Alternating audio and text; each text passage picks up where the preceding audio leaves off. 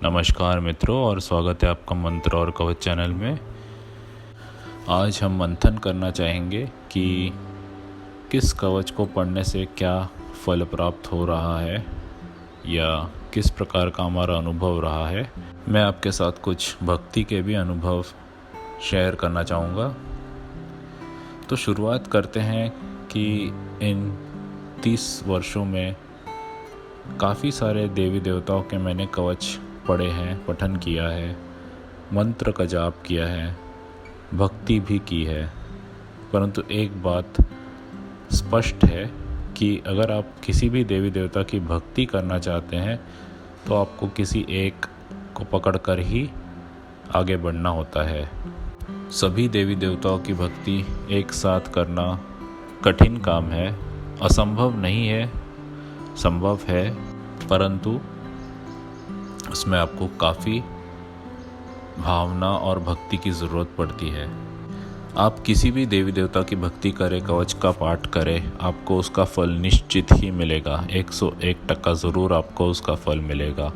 आपको जो मनोवांछित इच्छाएं हैं, जो कवच आपको जो चीज़ प्रदान करने में सक्षम है, वो आपको हमेशा हमेशा प्राप्त ज़रूर होगा।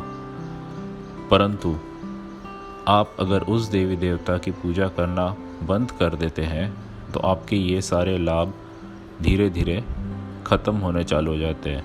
जो आपको भक्ति का या जो आपको कवच पठन का एक शारीरिक रूप पे एक अभेद्य या एक अदृश्य कवच जो प्राप्त होता है, वह भी धीरे धीरे चला जाता है। फिर प्रश्न ये उठता है कि अगर मान लीजिए हम भक्ति करने में असमर्थ हो जाएं या किसी कारणवश से हम कवच ना पढ़ कर सके तो क्या हमारी रक्षा होगी? क्या वो देवी देवता हमारी रक्षा करेंगे?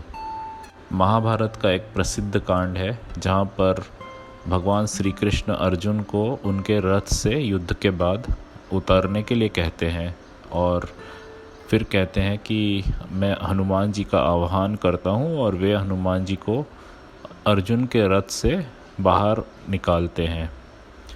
और जैसे ही हनुमान जी उनके रथ से बाहर निकलते हैं या उनकी ध्वजा जो थी जहाँ पे वो विराजमान थे वहाँ से बाहर निकलते हैं, अर्जुन के रथ के टुकड़े टुकड़े हो जाते हैं, खंड खंड में वह बिखर जाता है।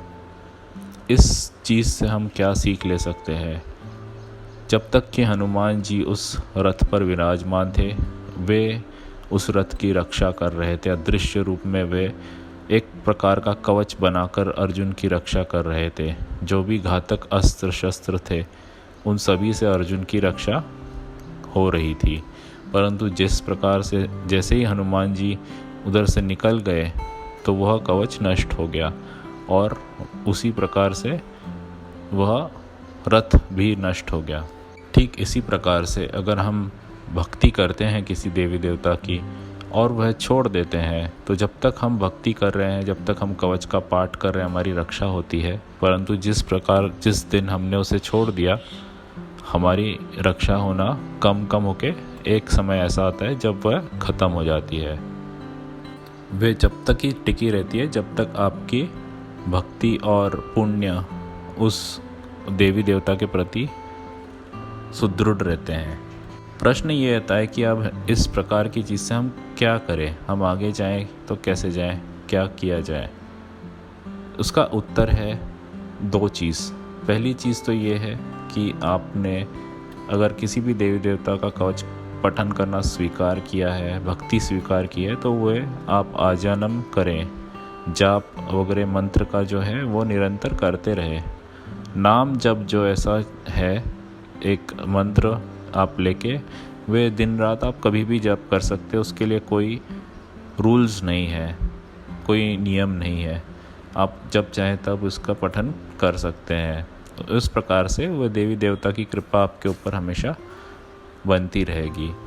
दूसरा यह है कि एक भगवान, जैसे भगवान श्री कृष्ण, श्री नारायण जो हैं, वे अपनी कृपा भक्तों के ऊपर सदैव रखते हैं, चाहे वे उनकी पूजा करे ना करे। तो अगर आपने श्री कृष्ण भगवान की भक्ति की है चालू कभी, और किसी कारणवश से आप वह छोड़ देते हैं भक्ति, या आप किसी अन्य देवी देवता के शरण में चले जाते हैं और आप उनकी पूजा, भक्ति, आराधना, कवच पाठ करना चालू कर देते हैं, तो भी भगवान श्री कृष्ण की जो भी भक्ति है उसका अंश आपके साथ हमेशा रहता है। तो आपकी किसी न किसी प्रकार से सहायता, सुरक्षा ये होती रहती है। भगवान आपके ऊपर हमेशा अपनी नज़र टिकाए रहते हैं। इसीलिए हम और काफ़ी लोग को ये अनुभव आया है कि आप जो भी भक्ति करते हैं इसमें हमेशा ही, अगर आप श्री कृष्ण भक्ति कर रहे हैं तो आपको उसका फल निरंतर मिलता रहता है। चाहे आप एक समय के बाद उस भक्ति को करे ना करे, पूजा करे ना करे, भगवान आपका साथ नहीं छोड़ते। तो इस प्रकार के अनुभव हमारे जीवन में भी आए हैं, जबकि हमने काफ़ी सारे कवच का पाठ किया है, काफ़ी सारे देवी देवताओं के कवच का पठन किया था।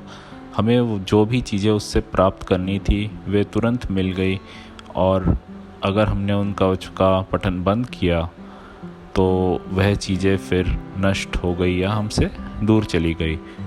फिर यह बात ध्रुव सत्य है कि आप चाहे वो किसी भी चीज़ के लिए आप कवच पठन करें, वो चीज़ तब तक आपके पास रहेगी जब तक कि आप उस कवच का, मंत्र का पठन कर रहे हैं। अगर आपने इस चीज़ को बंद कर दिया तो संभव ये है कि आने वाले कुछ समय में, कुछ सालों में, जैसे ही आपके भक्ति, पुण्य ये क्षीण हो जाते हैं तो आपके पास दिए हुए वह लाभ चले जाएंगे, आपसे दूर हो जाएंगे।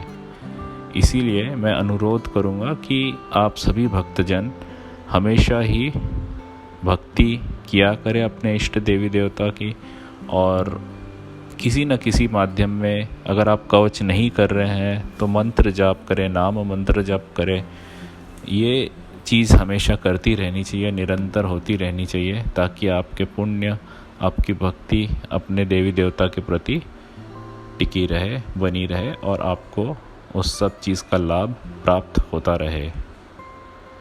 इसी के साथ आज मैं आपसे ये भी अनुरोध करना चाहता हूँ कि अगर आपको किसी प्रकार के अनुभव हुए हैं आपकी भक्ति में, आपके जो भी इष्ट देवी देवता हैं, चाहे श्री गणेश हैं, चाहे हनुमान जी हैं, श्री महादेव हैं, या देवी माँ दुर्गा है, इनसे जुड़े किसी भी प्रकार के अनुभव आप हमसे ज़रूर शेयर करें।